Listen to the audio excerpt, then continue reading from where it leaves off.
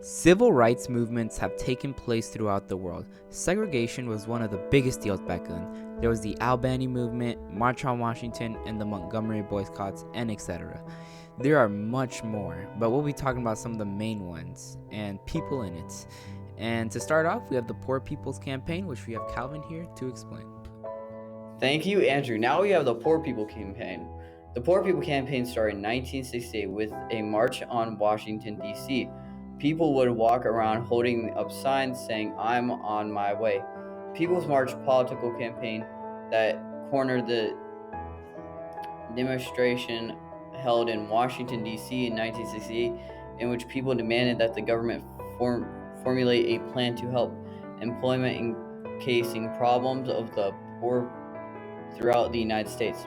In November of 1967, the civil rights leader Martin Luther King and the staff of the Southern Christian Leadership Conference met and decided to launch the Poor People's Campaign and punctuate and find results to the numerous of the challenges facing the country's poor. The campaign would lead up to the Poor People's March on the country's capital. Thank you, Calvin. Now we have the Albany movement, and it was to end all forms of racial segregation in the city of Albany. It was mostly through protests, but there was a lot of other methods, like jailing, which pretty much they would go into segregated places, and instead of paying, they would actually go to jail and just sit there. Another way was sit-ins, which they would sit in a certain place that had segregation until their demands were met. They would also boycott, which in peaceful ways, they would protest because of their unfair treatment. They also used litigation, which was pretty much they would file a complaint in the public court system until their demands were met. And those are some of the many ways they would try and stop it. The cops even tried mass arrest, hoping it would stop. It did for a while, but soon came along Martin Luther King, Anderson, and Ralph Nader, and people got inspired by them. And it helped a lot in the movement. It was going really successful, but as soon as they left Albany, the place just fell apart. The whole movement was considered a failure after that, but it still played a big part in a way to stop segregation. And here I have a clip of the Albany movement. Turning the other cheeks was what the leaders of the movement continued to do. They believed that a peaceful movement would yield fruitful results.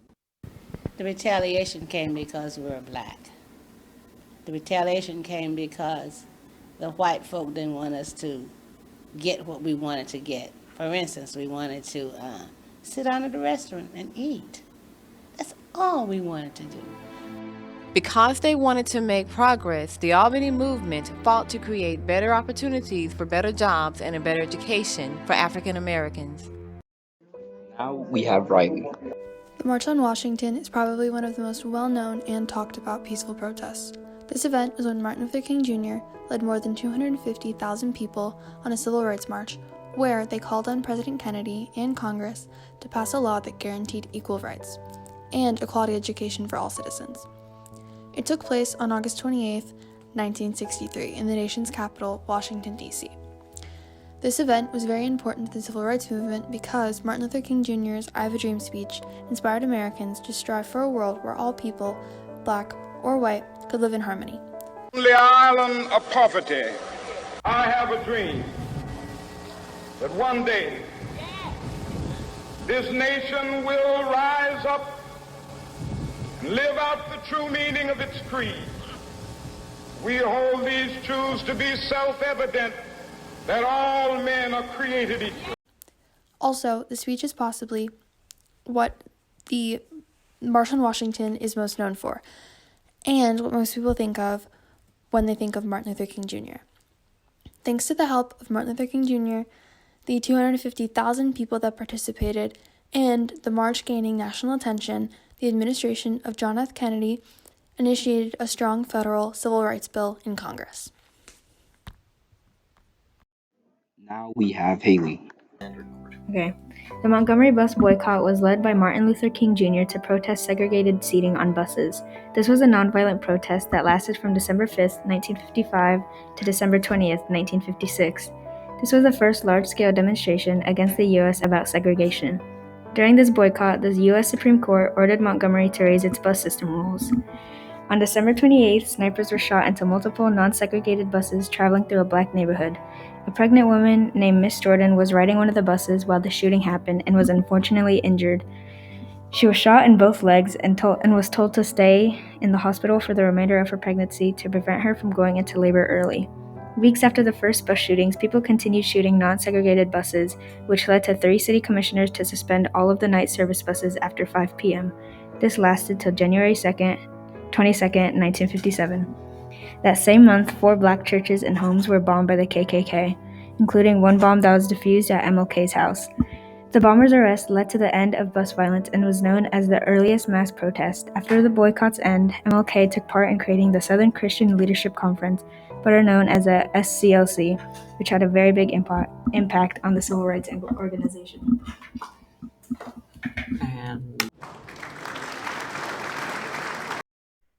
And finally, we have Maverick doing the Greensboro sit-ins. Who were the Greensboro Four? Joseph McNeil, Franklin McCain, Isiel Blair Jr., and David Richmond. These 4 men achieved what most others couldn't.